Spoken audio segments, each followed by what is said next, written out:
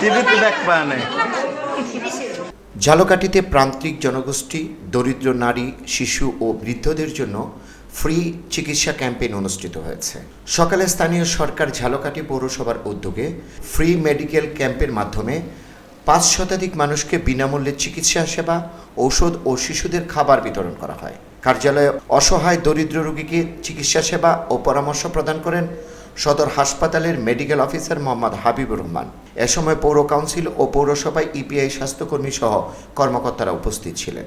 পৌর মেয়র লিয়াকত আলী তালুকদার জানান, স্থানীয় সরকার ঝালকাঠি পৌরসভার উদ্যোগে অসহায় দরিদ্র মানুষের মধ্যে সেবা নিশ্চিত করার লক্ষ্যে সকাল থেকে বিকেল ৫টা পর্যন্ত অভিজ্ঞ ডাক্তারের মাধ্যমে রোগ নির্ণয় করে বিনামূল্যে ঔষধ ও শিশু খাদ্য বিতরণ করা হয়।